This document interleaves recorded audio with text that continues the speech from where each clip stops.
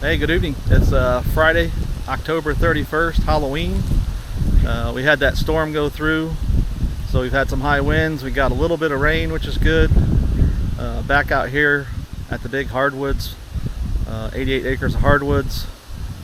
The bucks seem to be chasing does, trailing does, so we are going to go into a stand tonight. My camera, unfortunately, has been dead in there for about 3 weeks. So it gives me opportunity to go in and get batteries in that camera, and then I can hunt the stand. I definitely wasn't going to go in there this time of year just to replace batteries. So we'll go in there, we'll throw some batteries in the camera, we'll jump up in the stand, and I'll get you caught up. It's a real neat stand. I think we're going to have some good opportunities tonight. I'm hoping, but there's no guarantees. So stay tuned and we'll see you in the stand.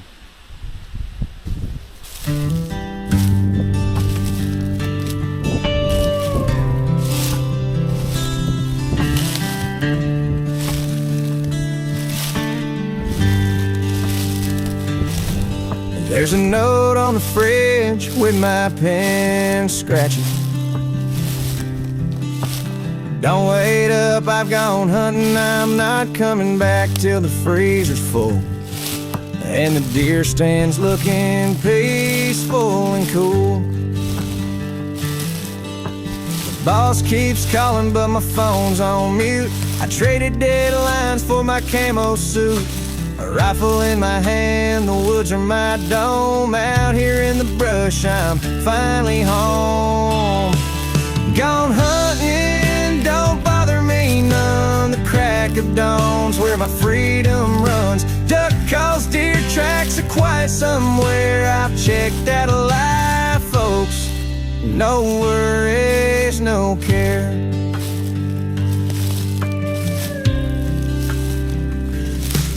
Got a thermos black coffee sitting in the blind. The wind in the pines and I'm feeling just fine. The turkeys are gobbling, the sun starts to rise. This simple life's got me hypnotized. No emails, no meetings, no city buzz. Just the snap of a twig and the world as it was. I'm married to the land with a hunting call. I love her crickets, coyotes and all.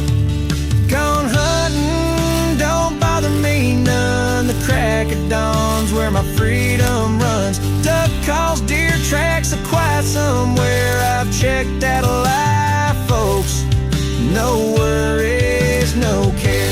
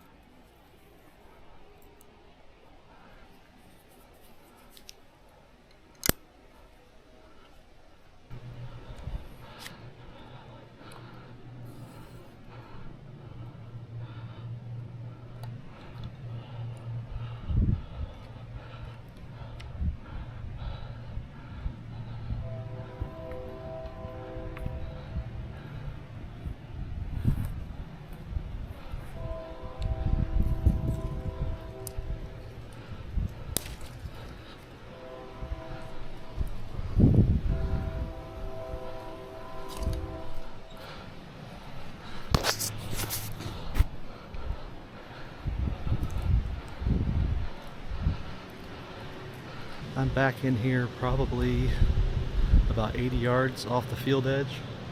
This is really the only stand that we have that's in the woods. We've been hunting this woods for over 20 years, and we like to hunt the perimeter and leave the middle alone. But with the wind I have, it's hitting me right in the face and heading east. It's a northwest wind. When the camera was working, most of the deer would approach from this trail or over this direction. About 8 years ago, came out here with a mini excavator and I dug that water hole. And there's no water on this property per se. The deer have to leave the woods to go get water. So we dug the water hole and it has constant activity. I put that rubbing post right there about 6 or 8 weeks ago. I put a couple oak branches in there. They've got them pretty much torn down to nothing.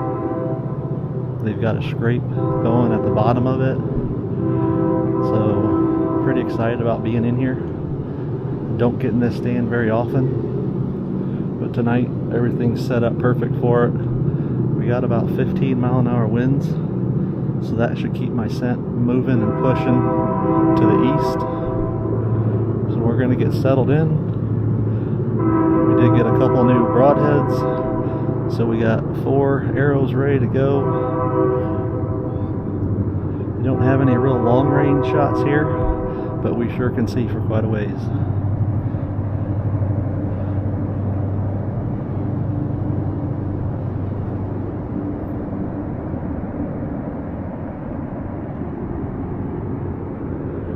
Currently 55 degrees out. Northwest wind blowing, like I said, anywhere from 8 to 16, 17 mile an hour. So if bucks are cruising looking for does, this is one of the best spots for them to come cruising through.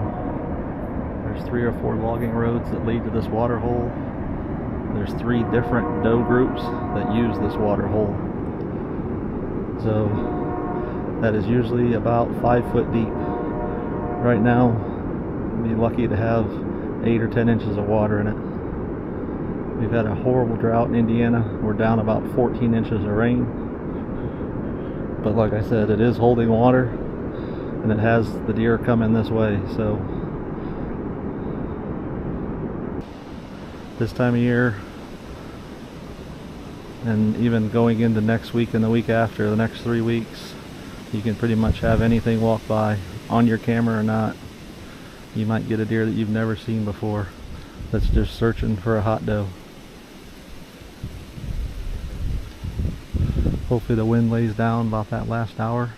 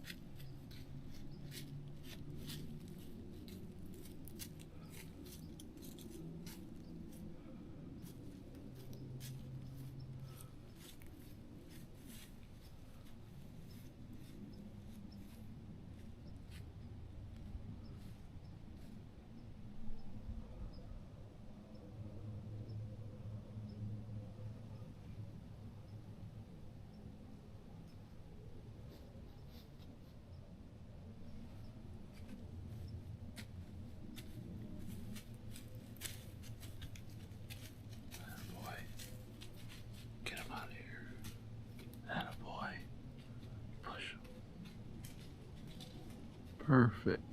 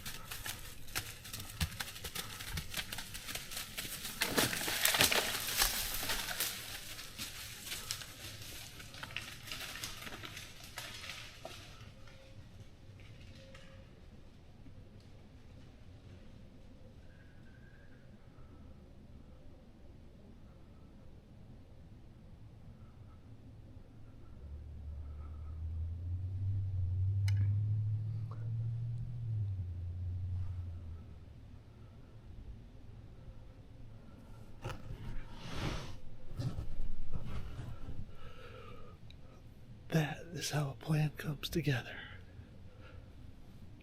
We had those does come in.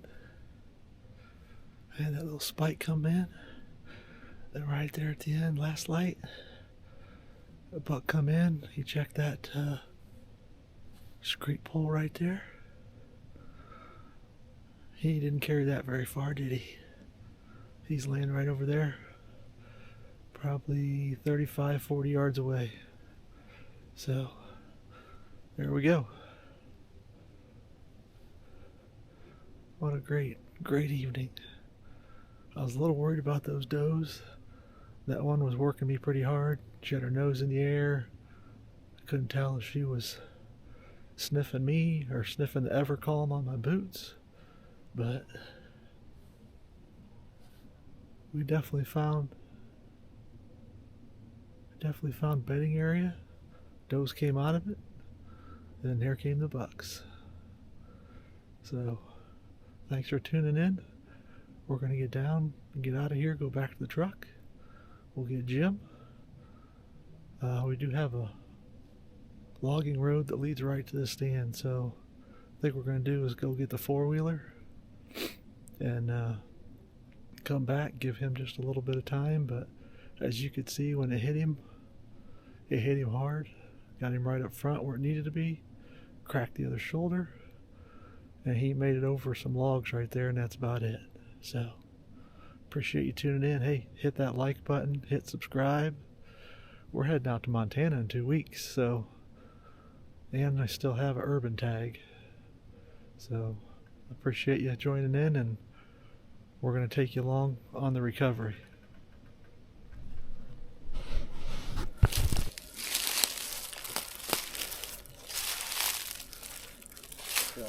Yeah.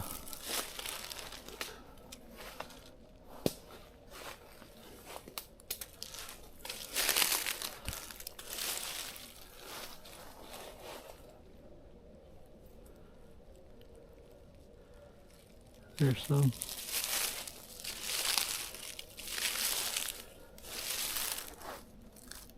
There's my Luminac. There's my Luminac.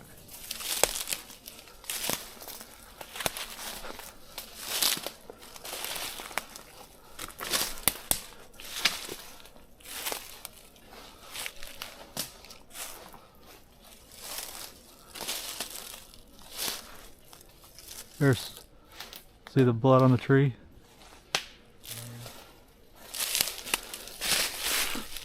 Oh, of course you had to break it.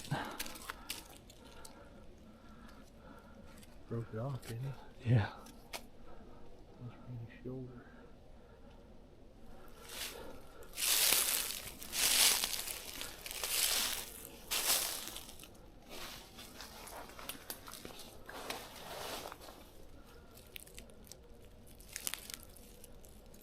You go to the right here? I couldn't see him. Tree. I couldn't see him anymore.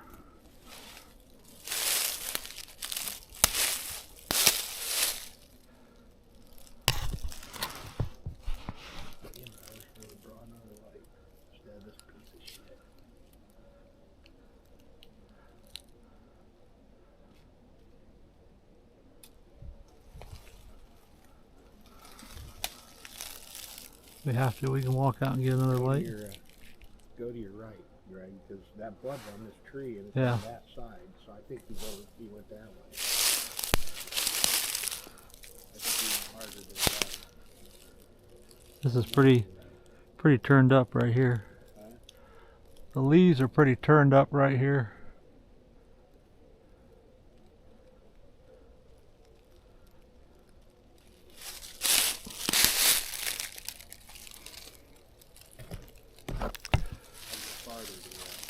What's that, bud?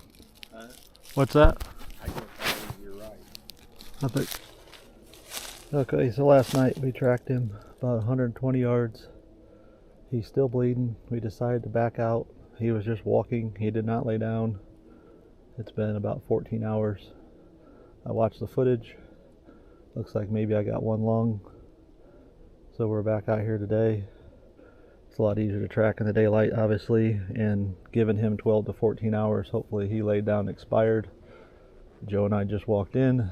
It kicked up a little group of does, and behind them was 3 coyotes. So 3 coyotes being in the area isn't necessarily good for the meat, but they may have been out here eating. So we'll keep tracking.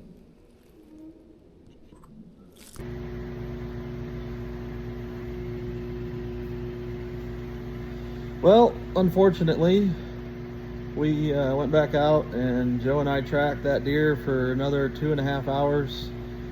Went from the middle of the woods pretty much all the way down to the west end. And he turned, went to the edge of the field. You can see where he stopped at the edge of the woods. Had a puddle of blood there. And then he crossed, tilled over bean field, and then went into the neighbor's woods. So I was losing about 6 inches of my arrow and the broadhead. So unfortunately, what I think happened was the angle I was at when I shot, I hit his shoulder, and that arrow and the broadhead went between his shoulder blade. That's Ted. Went between his shoulder blade and didn't penetrate the cavity of his body. So unfortunately, it happens in bow hunting, gun hunting, anything. I thought for sure it was a slam dunk. You know, he went by me, he crashed those trees, it got completely silent. I thought it was all over, but until you find them, that's when you know it's over. So it still was an exciting hunt. I obviously don't like the way it ended.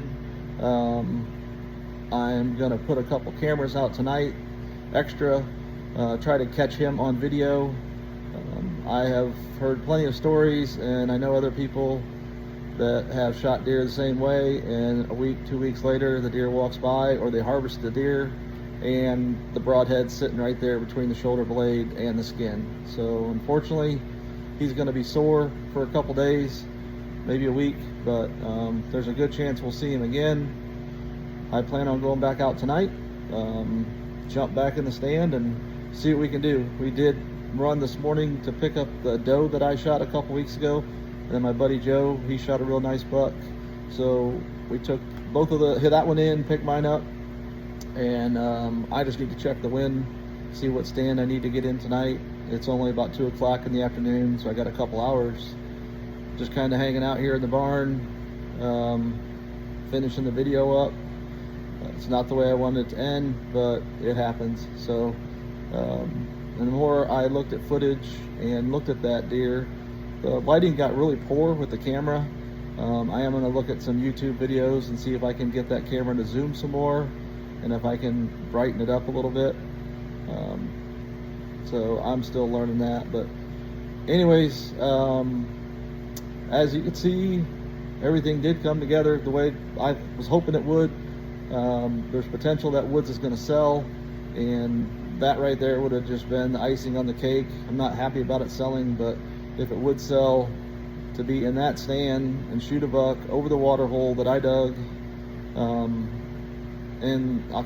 October 31st, Halloween, it would have been a perfect close to 23 years of hunting in that woods. But right now, the woods isn't on the market. They've been talking about it, so we're going to keep hunting.